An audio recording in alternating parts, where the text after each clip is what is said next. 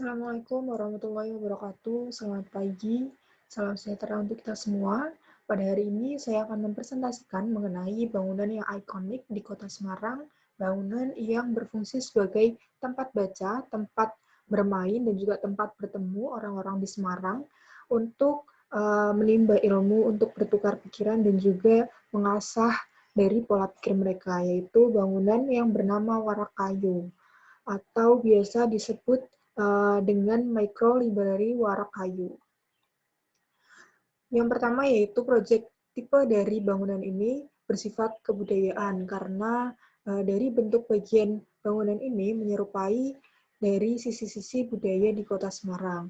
Untuk ukuran dari perpustakaan ini yaitu sebesar 182 meter persegi, lalu berlokasi tepatnya di sekitaran Kampung Pelangi, Kota Semarang.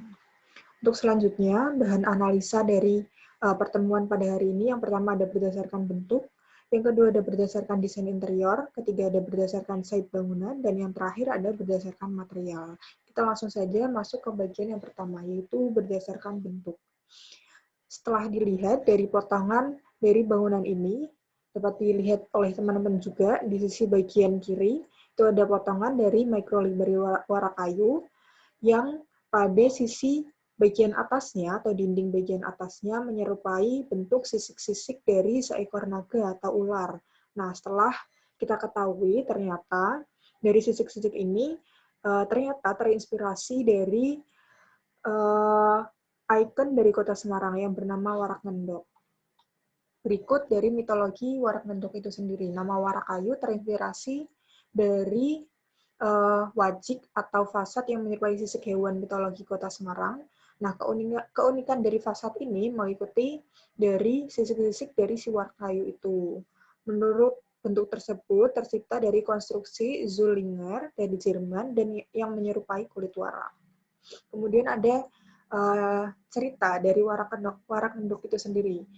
Warak berarti badak atau dalam bahasa Arab bermakna suci, sedangkan ngendok itu merupakan simbol pahala dari 1 bulan lamanya setelah berpuasa. Berikut ada gambaran dari penjabaran akulturasi budaya yang dicampurkan, kemudian terciptalah si Warak Ngendok itu sendiri. Yang pertama ada budaya Arab, yang sebelumnya sudah saya jelaskan tadi, yaitu istilah warak diambil dari bahasa Arab yang berarti suci. Kemudian ada dari akulturasi budaya Cina. Kepala Warak Ngendok ini sendiri diambil dari kepala naga yang merupakan makhluk terkuat di daerah Cina sana. Kemudian yang terakhir ada budaya Jawa. Kaki warak diambil dari kaki kambing yang mewakili suku Jawa di Kota Semarang. Kemudian yang kedua ada berdasarkan interior. Teman-teman bisa lihat aksonometri dari gambaran bangunan Warak Ngendok ini sendiri. Bangunan dari warak kayu ini sendiri. Yang pertama, di bagian bawahnya terdapat base atau lantai dasar. Kedua, di bagian atasnya, bagian utama, yaitu perpustakaannya itu sendiri. Dan yang terakhir ada di bagian atapnya, yang nanti akan saya jelaskan mengenai struktur dan materialnya. Kemudian untuk konsep bangunan ini sendiri, konsep bangunan diambil dari konsep budaya, dari gaya rumah panggung, yang berfungsi bagian bawahnya itu digunakan untuk tempat bermain dan juga aktivitas anak-anak yang mungkin bisa dibilang banyak gerak gitu. Yang kedua ada elemen interiornya. Elemen interior dari dinding itu terdapat celah-celah agar sirkulasi dan juga cahaya dapat masuk secara alami. Kemudian di bagian bawahnya ada semacam ikonik dari bangunan ini sendiri, yaitu bernama sitting tribune. Digunakan untuk aktivitas workshop dan juga ayunan untuk anak-anak. Kemudian ada screen layering. Konsep screen layering ini, elemen tersebut menyaring langsung cahaya matahari yang mengenai bangunan, sehingga mengurangi penggunaan lampu atau penggunaan listrik pada bangunan ini sendiri. Kemudian yang ketiga ada bahasan mengenai site. Bangunan ini terletak di Dr. Sutomo Barusari, Kecamatan Semarang Selatan, Kota Semarang, Jawa Tengah. Letaknya itu berdekatan dengan Kampung Pelangi, Kota Semarang. Kemudian ini ada site plan-nya. Selanjutnya ada material. Untuk atapnya menggunakan trim deck bitumen, kemudian untuk dindingnya menggunakan plywood kayu meranti.